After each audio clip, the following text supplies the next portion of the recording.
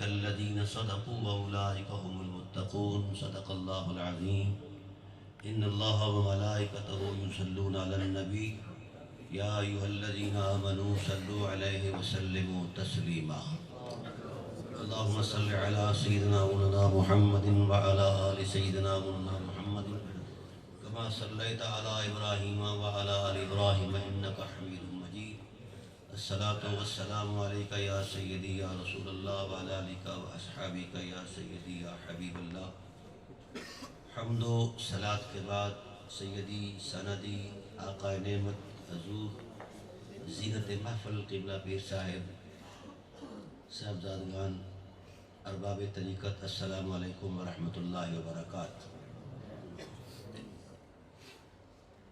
سالانہ عرس مبارک آقا نعمت حضور سیدی سندی آقا نعمت حضرت قبلہ پیر مستان شاہ رحمۃ اللہ تعالیٰ علیہ اور حضرت قبلہ پیر شاہ عبداللطیف رحمۃ اللہ تعالیٰ علیہ کی یادوں میں یہ انعقاد پذیر ہے اور ان کی برکات سے ہم مستفید ہونے کے لیے یہاں آئے۔ اللہ کرے ہمیں یہ نعمتیں میسر آئیں۔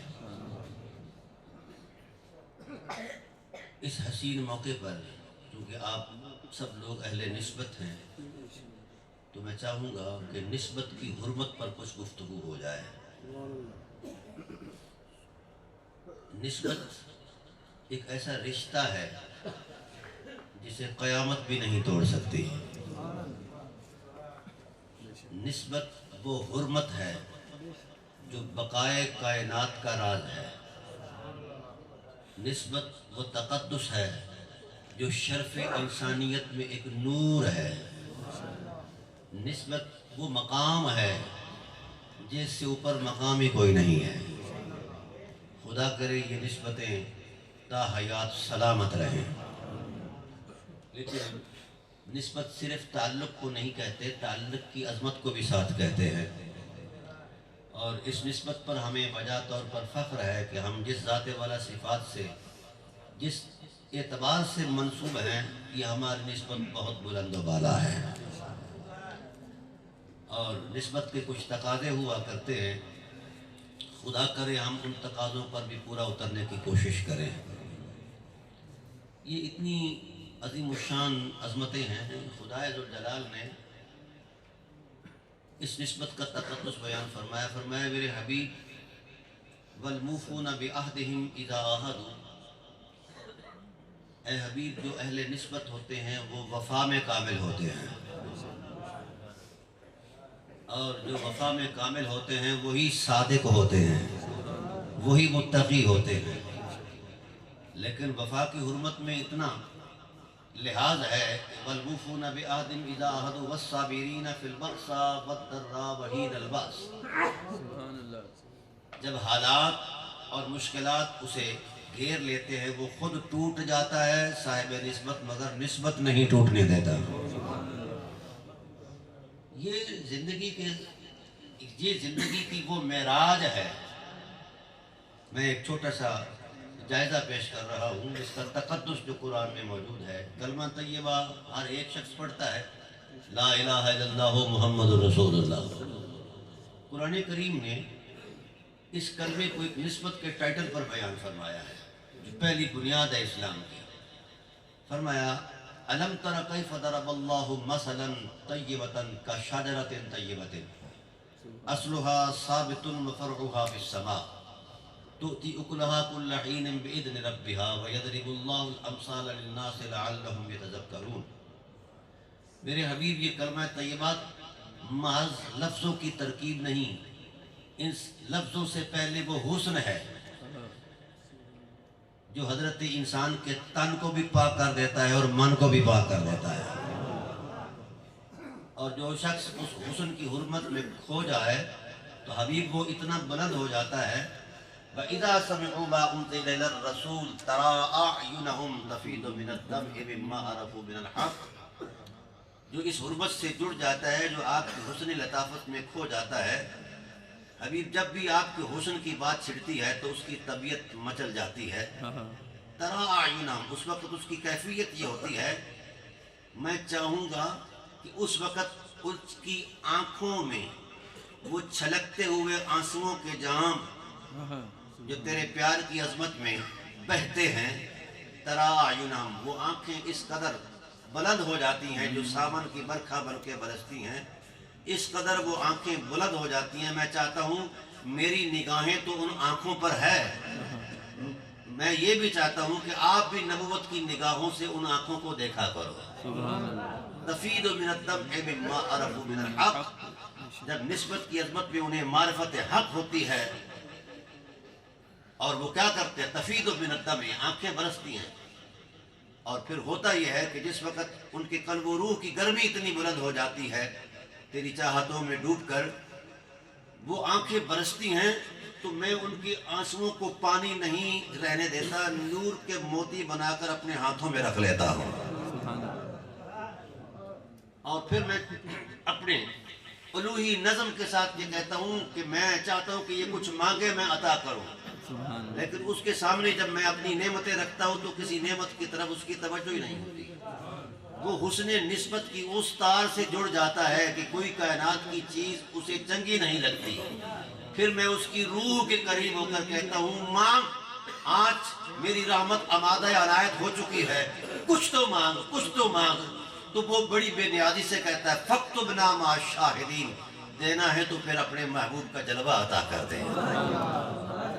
ہم نے جس زندگی کی عظمت میں لمحات حیات بتائے ہیں، جس لیے جی رہے ہیں، وہ چاہیے.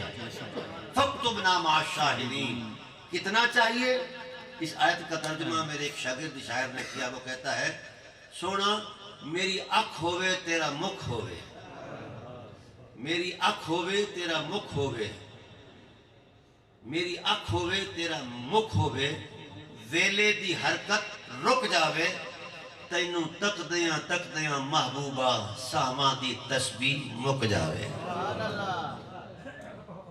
یہ وہ جذبے ہیں جس کی دعوت قرآن لے کر آیا ہے. یہ کسی خانقاہ کی اختراع نہیں. خانقاہیں جو آج چمک رہی ہیں یہ اسی روشنی کا تسلسل ہے جو قرآن کے اس پیغام میں کھوئے ہوئے ہیں. اسی پیغام سے میں اور آپ جڑے ہوئے ہیں اور یہاں دور دراز سے آئے ہوئے ہیں. کوئی مقصد ہے جس کے ایک ایک قدم قدم پر پتہ نہیں کتنے کتنے انعامات الہیہ کا انتظام ہو رہا ہے. فَاكْتُبْنَا مَعَ الشَّاهِدِينَ، اے اللہ ہمیں وہ مشاہدہ عطا کر دے، حسن یار کے وہ جلوے عطا کر دے. اور بڑی عجیب بات، کلمہ طیبہ کے حسن کے پیچھے چھپا کیا ہے؟ لا الہ الا اللہ. اے اللہ تو اتنا حسین ہے، حسن میں تیرا کوئی شریک نہیں ہے. محمد الرسول اللہ، یعنی لا، ہمارے چشتیہ کے ہاں جو لا کا تصور ہے وہ خیالات سے بھی بلند، مذہبی تصورات سے بھی بلند، احساسات فطرت سے بلند. ہر شے کی نفی ہے. اگر اس بات کی کوئی حقیقت ہے تو حسن حقیقی کی ذات ہے. اس میں کھوئے رہو، اس سے وابستہ رہو، صرف اس سے خیالی اور علمی تعلق نہ ہو، ذہنی اور فکری تعلق نہ ہو. اپنے دل کی گرمی سے اس کو اتنا سجا لو دل میں کہ من میں وہی رہ جائے اور کچھ نہ رہے، نہ اپنی ذات رہے، نہ اپنی بات رہے، نہ خیال رہے، نہ احساس رہے، صرف وہی ذات رہے جس کا شریک کوئی نہیں ہے. اگر اس کی چاہت سے ہٹ کر کوئی چاہیں گے ہم اور کسی تصور کو تو یہی شرک ہو جائے گا. اور قرآن کریم نے ایک بیان کیا ہے، ہماری تاریخ کا جو جائزہ ہے وہ یہ کہتا ہے کہ جو بت پرست ہیں، کوئی پیتل کا بت پوج رہا ہے، کوئی جناب والا لکڑی کا، کوئی کچھ کا، کوئی پتھر کا، تو ہماری شریعت اور صاحبان شریعت یہ کہتے ہیں ہمارے علماء کہ یہ مشرک ہے. ہاں اس میں کوئی شک نہیں کہ وہ مشرک ہے. اس نے خدا کی عظمت کا احترام نہیں کیا، خالق کی عظمت کا احترام نہیں کیا، وہ مخلوق کی آلودگی میں الجھ گیا ہے، لہذا یہ مشرک ہے. ہاں ایک اور بت بھی ہے جس کی نشاندہی قرآن کر رہا ہے، لیکن ہم اس بت سے آشنا ہی نہیں ہیں. ہر روز ہم اس بت کی خود مسجد میں بیٹھ کر بھی پوجا کرتے ہیں. وہ ایسا بت ہے خطرناک.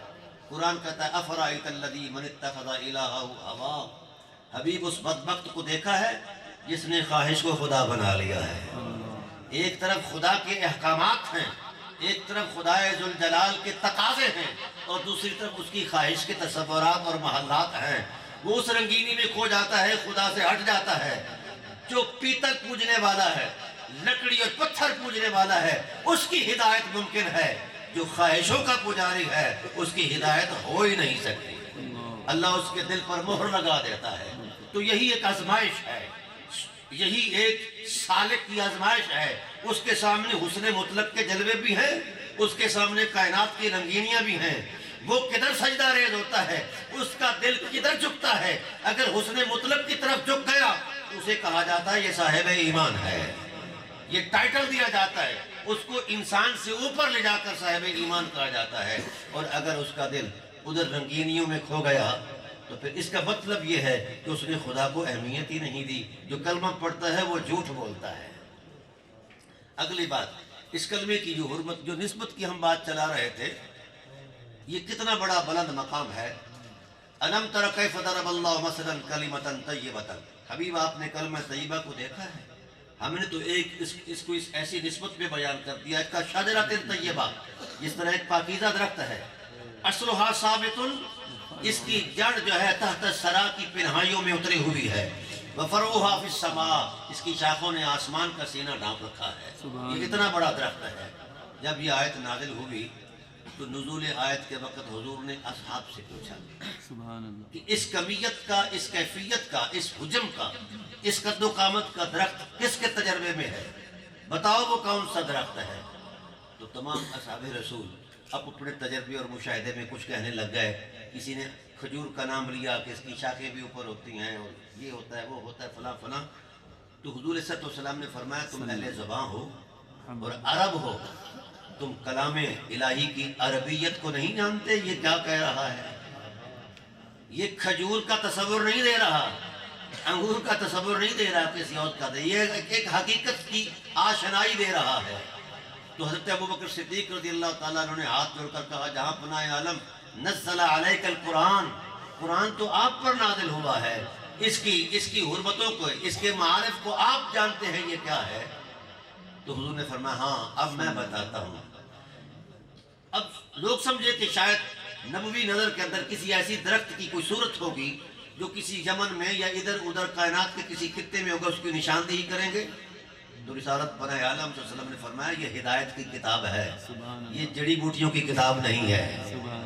یا رسول اللہ پھر وہ درخت کون ہے؟ تو حضور نے یوں انگلی لہرائی، گھمائی، لوگ سمجھے کہ کسی سمت اشارہ کرنے لگے ہیں، شرق غرب شمال جنوب کسی طرف۔ حضور نے یوں گھما کر نبوت کے سینے پر رکھ کر کہا انا شجرۃ، وہ درخت میری ذات ہے جسے کلمہ اپنی تمثیل میں بیان کر رہا ہے، انا شجرۃ۔ تو حضرت زرارہ بڑے سادے صحابی تھے، کہنے لگے جہاں پناہ عالم درخت کی کمیت اور کیفیت میں اس کے اطلاقات جو ہوتے ہیں، اس کی شاخیں بھی ہوتے ہیں، شگوفے بھی ہوتے ہیں، پھل بھی ہوتے ہیں، پتے بھی ہوتے ہیں، تو آپ کے وجود اقدس پر تو ایسی کچھ چیز نظر نہیں آئی۔ آپ نے درخت کی تمثیل میں خود کو پیش کر دیا ہے۔ تو آپ آقا السلام نے فرمایا جب تم میری نظر سے دیکھو گے تو سب کچھ نظر آئے گا۔ اب نسبت کا ایک تعین کر رہے ہیں صاحب وحی، فرمایا انا شجرۃ، میں وہ حقیقت ہوں کلمے کی، معنی کلمہ ہوں، میں وہ درخت ہوں جسے کلمہ طیبہ کے تقدس میں بیان کیا گیا ہے۔ انا شجرۃ ولقاؤھا علی بن ابی طالب وحملھا فاطمہ بنت محمد وثمرھا حسن و حسین والمحبون اہل بیتی ورقھا، انا فی الجنہ، لقاؤھا فی الجنہ، حملھا فی الجنہ، ثمرھا فی الجنہ، ورقھا فی الجنہ، حقا حقا حقا۔ فرمایا میں درخت ہوں، علی میری شاخیں ہیں، زہرا شاخوں پر شگوفے ہیں، شگوفوں کے نرم پردوں میں حسنین پھل ہیں، اور جو ان سے نسبت رکھتے ہیں، جو ان سے محبت کرتے ہیں، والمحبون اہل بیتی، جو ان سے محبت کرتے ہیں، وہ اسی درخت کے پتے ہوا کرتے ہیں۔ یہ کیا تقدس ہے اس نسبت کا۔ اور آپ دیکھتے ہیں درختوں کے پتے کبھی بھی جڑ کو نہیں لگے، تنے کو نہیں لگے، وہ درخت کی لوہے جبی پر لگتے ہیں، ماتھے پر۔ رسالت پناہ عالم صلی اللہ علیہ وسلم نے اس نسبت محبت کو کہاں بیان فرمایا؟ فرمایا جس طرح درختوں کے پتے درختوں کے سر ماتھے کا جمر ہوا کرتے ہیں، زہرا سے محبت کرنے والے، حسنین کی چاہت رکھنے والے، علی کو چاہنے والے یوں سمجھ لیں وہ میرے نیچے نہیں، محمد کے سر ماتھے پر آئے ہیں۔ یہ وہ شرف ہے، یہ وہ کمال ہے، یہ وہ آپ کے تعلق کی وہ جہت ہے جس کی مثال کائنات میں کوئی نہیں ہے۔ اور حضرت زہرا پاک نے کہا بابا آپ نے فرمایا تھا کہ انا اولنی من یدخلنی الجنہ، سب سے مجھے جنت میں داخل کی جائے گا، پھر زہرا دائیں ہوگی، علی بائیں ہوں گے، حسنین ہوں گے وغیرہ۔ تو فمحبینا یا رسول اللہ، ہاں ہمارے محبت کرنے والے کہاں جائیں گے، کب جنت میں جائیں گے؟ اب قاعدہ تو یہ تھا کہ پہلے میزان عمل سے گزریں، پھر پل صراط سے گزریں، حساب و کتاب سے گزریں، لیکن کمال ہے اس نسبت کی شرافت۔ فرمایا من ورائک، زہرا بیٹی اگلا قدم تیرا جنت میں ہوگا اور پچھلا چاہنے والوں کا ہوگا۔ تو یہ وہ شرف ہے، یہ وہ فیضان ہے۔ اور یہاں ایک سیاسی بات بھی عرض کرتا جاؤں، پتے کیا کرتے ہیں؟ درختوں کا ایک کردار ہوتا ہے، وہ درختوں کا ایک طبعی کردار ہوتا ہے۔ وہ کیا ہوتا ہے؟ سائنس کہتی ہے کہ یہ آکسیجن دیتے ہیں اور کاربن ڈائی آکسائڈ جو ہے اس کو ختم کرتے ہیں۔ صبح کے وقت، دن کے وقت آکسیجن دیتے ہیں، شام کو وہ۔ تو یا رسول اللہ اس درخت کی بھی کوئی میگنیٹ پاور ہے؟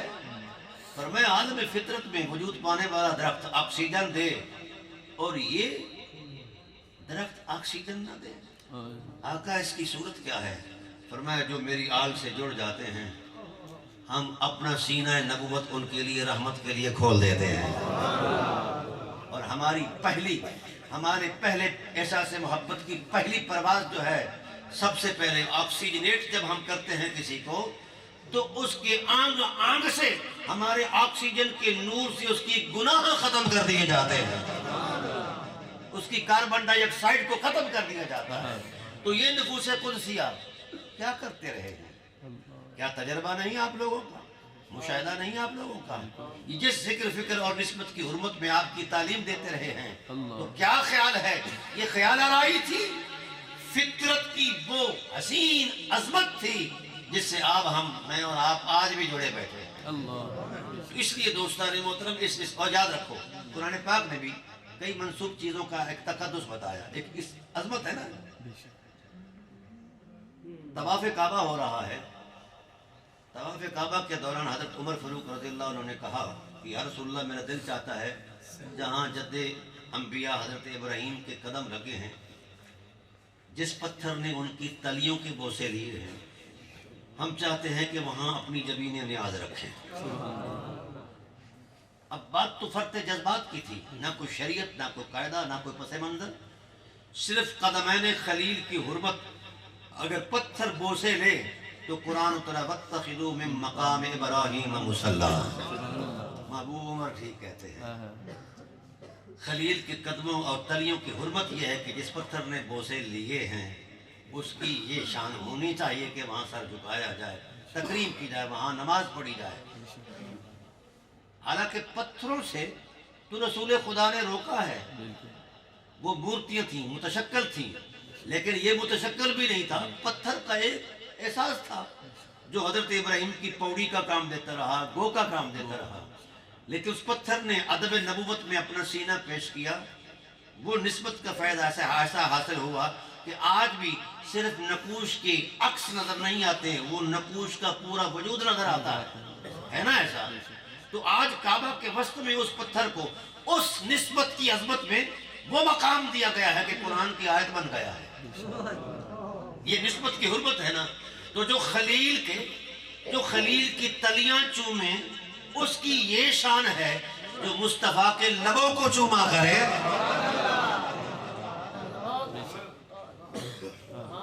بڑی بات ہے، کیا بڑا مقام ہے سرکار ابو طالب علیہ السلام کا۔ ایک لمحہ کے لیے بطور تبرک نہیں چوما، ہم تو حجر اسود کو چوم کر آ جائیں تو کہتے ہیں پاک ہو گئے، ہے نا ایسا۔ حجر اسود کے اندر بھی ایک اسپرچول میگنیٹ پاور ہے، ایک روحانی طاقت ہے۔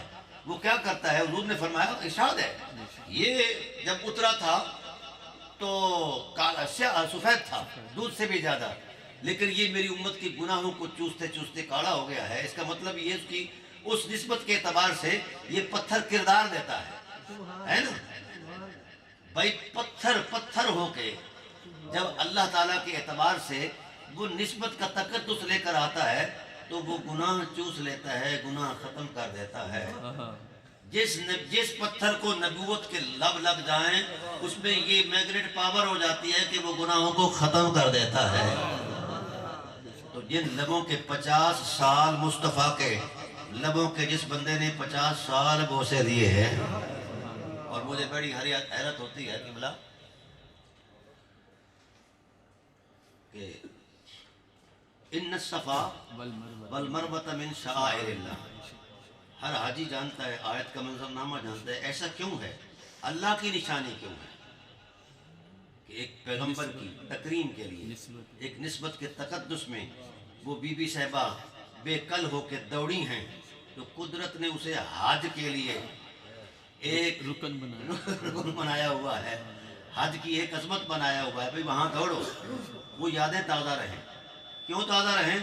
کہ ان یادوں کی آغوش میں ایک نسبت چھپی ہوئی ہے، ایک نسبت کی حرمت چھپی ہوئی ہے، لہذا ایسا کرو، کرتے ہیں نا۔ اب قرآن پاک کے اندر اس کا مقام بیان کیا گیا، وَمَن يُعَظِّمْ شَعَائِرَ اللَّهِ فَإِنَّهَا مِن تَقْوَى الْقُلُوبِ، جو تعظیم کرتا ہے اللہ کے شاعر کی، جو پتھر کی تعظیم کرے اس کا دل تقوی کے نور سے بھر دیا جاتا ہے، اور جو مصطفیٰ کی تکریم کرے تو یہ چیزیں ہمیں جو میسر آئی ہیں، جو فیضان ہے بابا جی علیہ رحمہ کا یا قبلہ عالم کا، تو یہ فیضان کی وہ حرمتیں ہیں، ہم اسے سادہ نہ سمجھیں، اس کا ایک پس منظر ہے اور اس کے کچھ مؤثرات ہیں، اس کا ایک کردار ہے اور اس کردار کی کوئی حرمت ہے، تو یہ چیزیں یاد جو ہے یاد دہانی کے لیے۔ اب میں حیران ہوں، حضور نبی کریم صلی اللہ علیہ وآلہ وسلم کی ولادت ہوتی ہے تو جناب عبد المطلب علیہ السلام طواف کعبہ کر رہے ہیں، تو کعبہ کی وجود سے آواز آئی کہ کعبے کا کعبہ آ گیا ہے، اب ادھر چلے جاؤ۔ آئے، اٹھایا، حضور کو ہاتھوں میں لے کر کہتے ہیں الحمدللہ الذی آتانی الغلام قد ساد فی المہد فی الغلمان، اے اللہ تیری حمد ہے، تو نے ایسا بیٹا عطا فرمایا ہے جو پگوڑے میں تاجدار لگتا ہے۔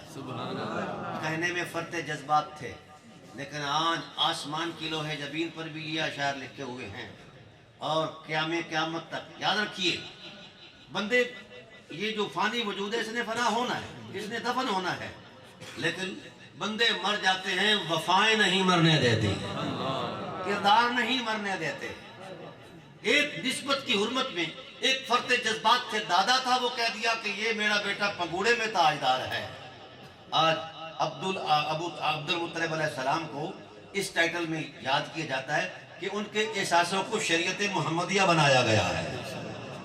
آج بھی ہماری جو دیت کا معاملہ ہے اس کے پیچھے حضرت ابو طالب کا کردار موجود ہے۔ تو بندے مر جاتے ہیں، کردار نہیں مرنے دیتے، وفائیں نہیں مرنے دیتی۔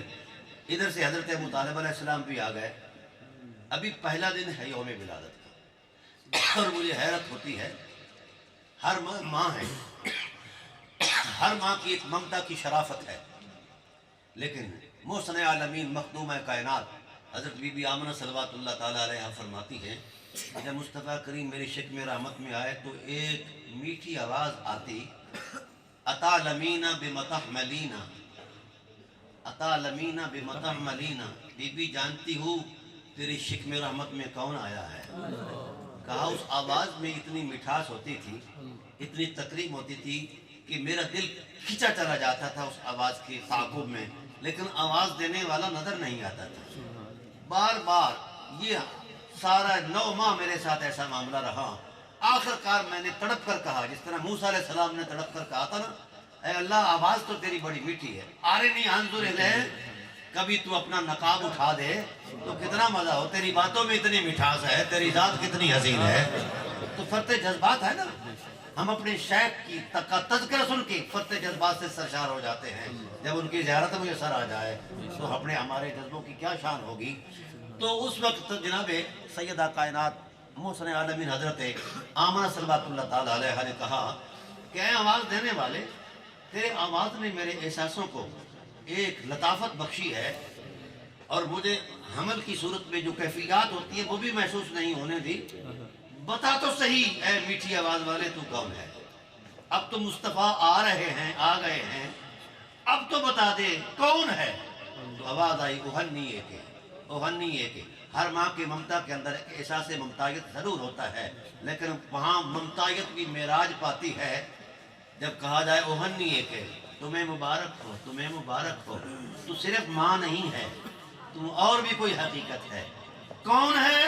آواز دینے والا کہتا ہے اوہنیے کے، میں مبارک دیتا ہوں. نہیں بتا تو صحیح کون ہے؟ کہا میں محمد کا خدا بول رہا ہوں. تو نسبت کی حرمت میں اتنی شرافت ہے کہ یہاں عقل دم بخود ہیں، عقل دم بخود ہیں. بہرحال میں سمیٹ رہا ہوں گفتگو کو کیونکہ محفل سما کا عنوان ہے تو میرا بنتا ہی نہیں کہ میں یہاں اتنا زیادہ بولوں. ابھی انہی لمحات کا تقدس جاری تھا، جناب ابو طالب علیہ السلام آ گئے، حضور کو ہاتھوں میں لیا. 3500 سال فترت کا زمانہ گزرا ہے. حضرت اسماعیل علیہ السلام سے لے کر حضور کی ذات تک کوئی پیغمبر نہیں آیا عرب میں، نہ کوئی وحی آئی ہے. لوگ نہ تو وحی سے آشنا تھے، نہ نبوت سے آشنا تھے، نہ کتاب سے آشنا تھے، نہ مذہب سے آشنا تھے. بت پرستی کا دورہ تھا.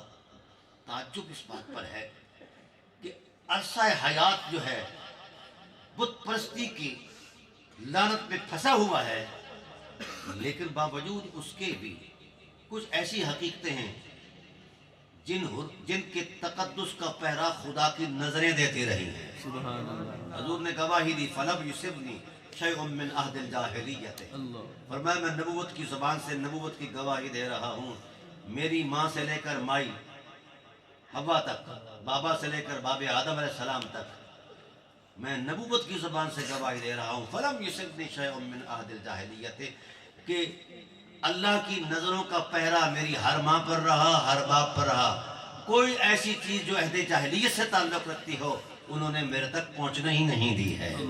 اس تقدس سے میں آیا ہوں کیونکہ میں نے اسوہ دینا تھا، اور صاحب اسوہ کا صاحب کردار ہونا ضروری ہے، صاحب اخلاق ہونا ضروری ہے. بہرحال یہ نبوت کی تصدیق بن گئی.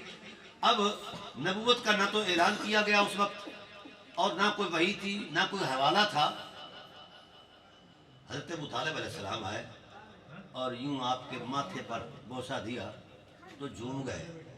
وہ یہاں ہمارے ہاں بھی یہ کیفیات ہوتی ہیں نا وجد کی، تو وہ کیفیت میں آ گئے.